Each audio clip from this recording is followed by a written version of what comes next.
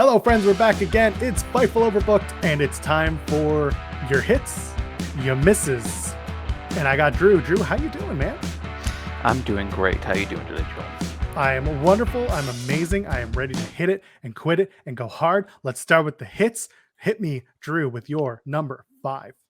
Number 5, the NIKKITA LYONS debut. This was, I think, another one of those things we've talked about in the past where, people are overhyping a little bit. They're talking a little too much. You got to wait and see. And I thought that this debut delivered. I'm not really into vignettes, so I didn't see all of the vignettes that led up to this. I like, vignettes if I see, I don't know, maybe Dante Chen or Draco Anthony, reasons. And the finisher, very much talked about. Memorable for sure. Not something that you see all the time, so that's why I like it. There you go. That's number 5. Guess what? My number 5, the NIKKITA LYONS debut. I agree with you wholeheartedly. She clearly made an impact. She's clearly crossed over into other meme mainstreams. People are taking effect and taking notice. I'm a fan of that. I want more of that in my wrestling. And on top of that, she's got a look. She can go. She's got a lot of potential, and I'm looking forward to that. Give me number 4. Agreed. Number 4 for me was the Orange Cassidy versus Anthony Bowens match. Now, I love this match, and Bowens is a superstar. I will not accept any slander on that. Bowens is a superstar. And I think I had mentioned previously that I had a short conversation with him in an Evolve show. He's just wonderful. He's such a caring, amazing guy. And Orange Cassidy was hilarious in this match, and I love the dynamic between the two of these guys. Take out everything that happened previous, the rapping and, the whole match itself I thought was really great, showed the chemistry between the two of them, and OC's word to your mother really popped me. Very good match. I agree. It didn't hit my top 5, but you know what hit my number 4? Miz TV with Logan Paul. Again, I want to stress that wrestling is subjective, and the reason that it popped me was because I like seeing some weird, fun, random crossover shit. And I get that Logan Paul has been a part of the WWE product before, but putting him with Miz is perfect. It is the perfect fodder for a WrestleMania match.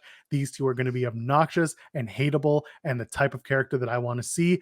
They'll go the right way. And I think as long as Logan Paul doesn't try to murder Dominic with a skull-crushing finale again, it's going to be a really fun build to WrestleMania.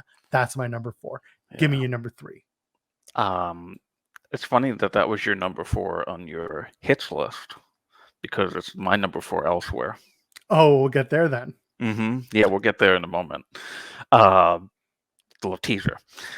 So number 3 for my hits was it had to be a tie because there was so much great stuff on Dynamite, and one special thing from Dynamite needed to be highlighted more than the stuff, but everything was so great. So number 3 for me, Eddie Kingston and Chris Jericho's promo, plus Danielson versus Daniel on Dynamite. Eddie Kingston, amazing. He can legitimately sell me a ticket. If he was a car salesman, I'm buying whatever car he's selling. I am taking whatever credit card. He will get all of the money from me. I love it. I did think that Jericho finally being kind of like a dick heel and not stealing some babyface spotlight added to this. So I was very pleased with that as well. And then, of course, Bryan Danielson and Daniel Garcia, that's like a Matt classic. That's a incredible, it was a hell of a main event. It really was. I've been wanting them together for a while, and I'm very, very happy that it delivered. Wonderful. My number 3 coming out of AEW Rampage is Sammy versus Andrade. Sammy Guevara and Andrade El Idolo had a wonderful TNT title match. I want to say tag title match because there's 2 of those stupid titles. Please get rid of one of them, Sammy.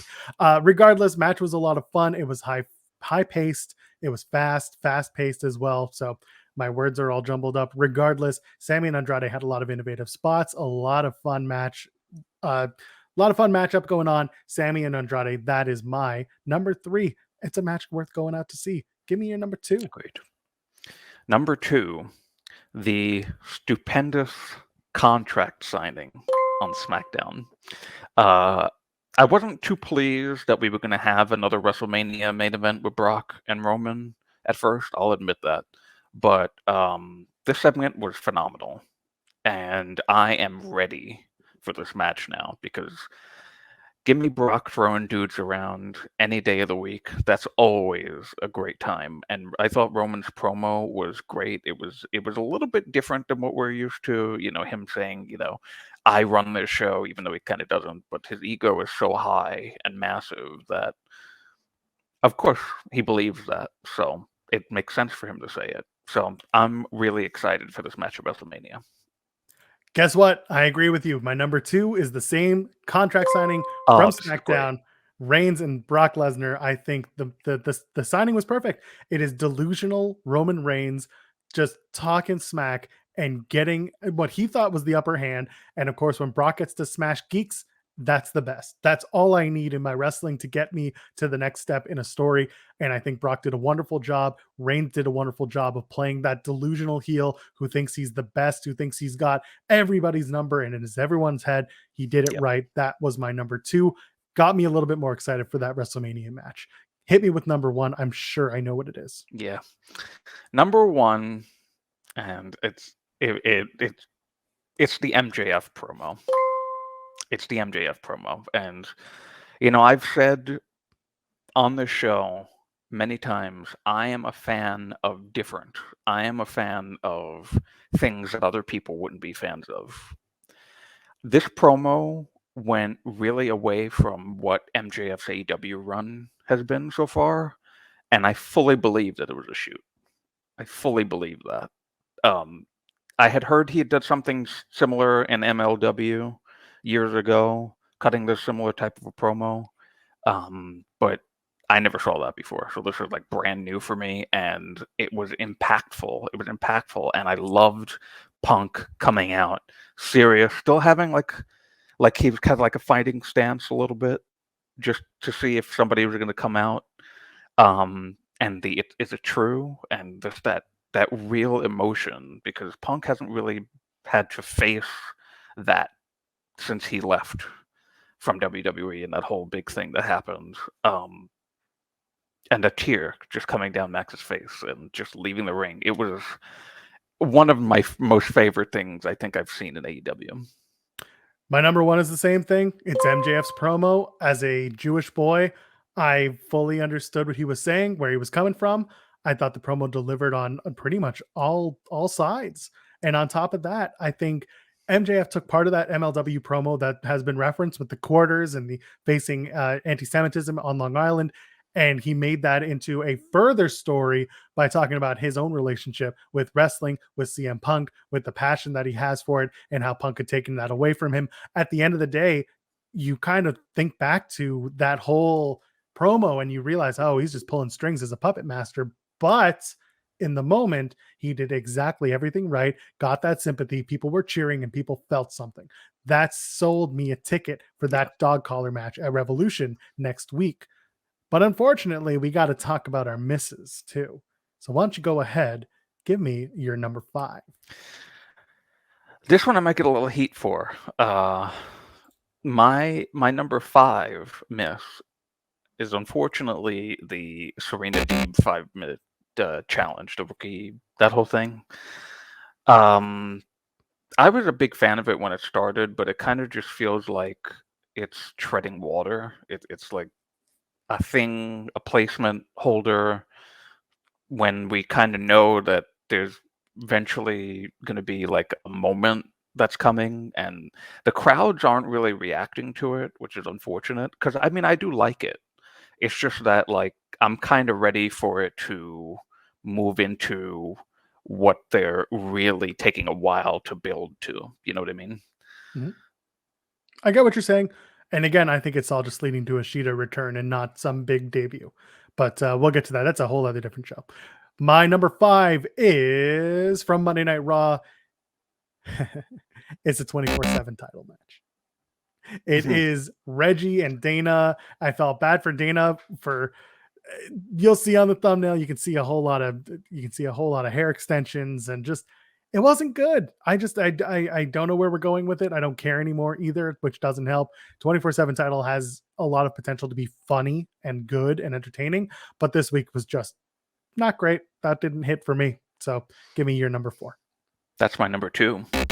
Oh, okay then. Yeah, that's my number 2 because, like you, I am very much done with this. And I've even said it, I think it was on the last show too. I had this in the misses column because, wow, it's so irrelevant. It's the most irrelevant thing in WWE right now. It's unfortunate because, like you said, it could be something great.